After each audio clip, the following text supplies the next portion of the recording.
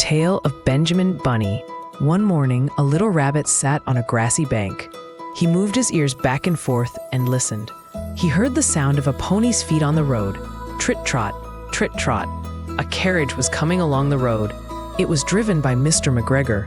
Beside him sat Mrs. McGregor in her very best hat. As soon as they had passed, little Benjamin Bunny slid down onto the road. He set off, with a hop, skip, and a jump, to visit his family. They lived in the wood right behind Mr. McGregor's garden. That wood was full of rabbit holes. In the neatest, sandiest hole of all lived Benjamin's aunt and his cousins, Flopsy, Mopsy, Cottontail, and Peter. Old Mrs. Rabbit was a widow. She earned her living by knitting gloves and cuffs from rabbit wool. The author once bought a pair at a sale. She also sold herbs and lavender, which is what the rabbits called rabbit tobacco. Little Benjamin wasn't too sure he wanted to visit his aunt. He came around the back of a fir tree.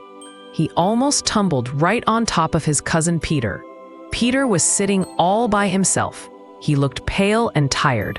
He was wearing only a red cotton handkerchief wrapped around him.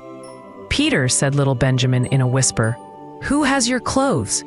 Peter answered, "The scarecrow in Mr. McGregor's garden." He told Benjamin how he had been chased all around the garden and had lost his shoes and coat. Little Benjamin sat down beside his cousin. He told Peter that Mr. McGregor had gone out in his carriage, and Mrs. McGregor too. He was sure they were gone for the whole day because Mrs. McGregor was wearing her very best hat. Peter said he hoped that it would rain. Just then, they heard old Mrs. Rabbit's voice from inside the rabbit hole. She was calling, "Cottontail, Cottontail, fetch some more chamomile tea." Peter said he thought he might feel better if he went for a little walk. They went away hand in hand. They climbed up onto the flat top of the wall at the edge of the wood. From here, they could look down into Mr. McGregor's garden. Peter's coat and shoes were easy to see upon the scarecrow.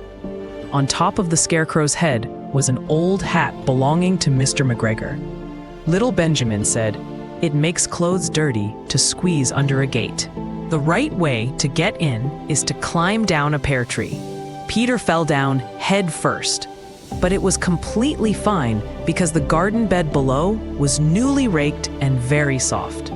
The bed had been planted with lettuce seeds. They left a lot of funny little footprints all over the soft dirt. Little Benjamin left the most marks because he was wearing his little wooden shoes, called clogs. Little Benjamin said that the first thing they should do was get Peter's clothes back. That way, they could use the handkerchief for something else. They took the clothes off the scarecrow. It had rained during the night, so there was water in the shoes, and the coat had gotten a bit smaller. Benjamin tried on the hat from the scarecrow, but it was much too big for him. Then, he suggested that they should fill the handkerchief with onions. It would be a nice little present for his aunt. Peter didn't seem to be having fun. He kept hearing worrying noises. Benjamin, on the other hand, felt perfectly at home. He even ate a lettuce leaf. He explained that he often came to the garden with his father to get lettuces for their Sunday dinner. Little Benjamin's father was old Mr. Benjamin Bunny.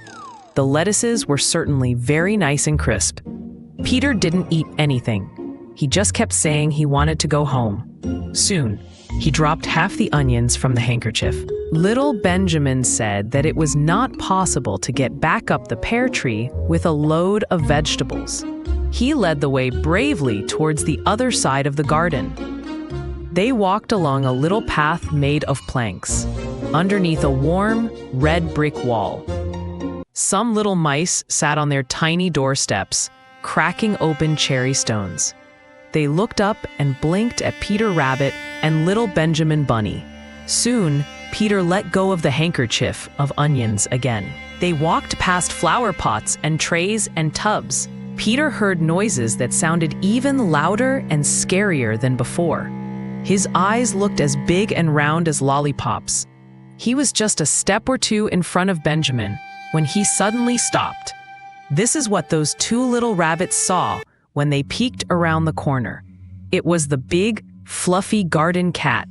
Little Benjamin took one quick look, then faster than fast. He pulled himself and Peter and the onions underneath a large woven basket. The cat got up and stretched. Then she came over and sniffed all around the basket.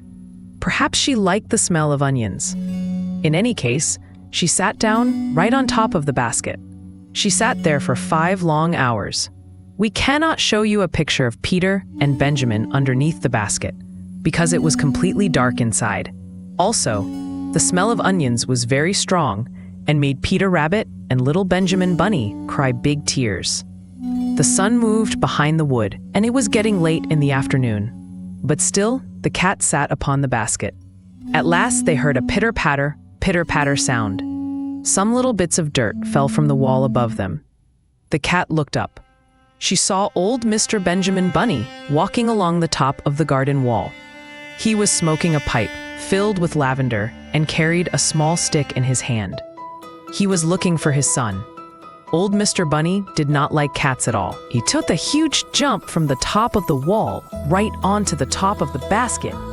He surprised the cat so much that he was able to quickly nudge her off the basket and push her towards the small glass house. The surprised cat scrambled quickly inside. The cat was too startled to try and get back out. When old Mr. Bunny had chased the cat into the glass house, he shut the door and fastened it closed. Then he came back to the basket. He carefully but firmly lifted out his son Benjamin by his ears. Mr. Bunny held Benjamin close and gave him a very stern talking to, pointing his stick to emphasize how serious it was to be so reckless and put himself and Peter in danger. Then he gently lifted out his nephew Peter. Then he picked up the handkerchief of onions. He marched the 2 little rabbits right out of the garden. When Mr. McGregor came back home, about half an hour later, he noticed some strange things. It looked as though some person had been walking all over the garden in wooden clogs, but the footprints were much too tiny. Also, he could not understand how the cat could have managed to shut herself inside the glass house and fasten the door from the outside. When Peter got home, his mother hugged him and forgave him because she was so happy that he had found his shoes and coat again. Cottontail and Peter helped fold up the handkerchief.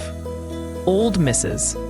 Rabbit hung the onions from the kitchen ceiling next to the bunches of herbs and the lavender. The end.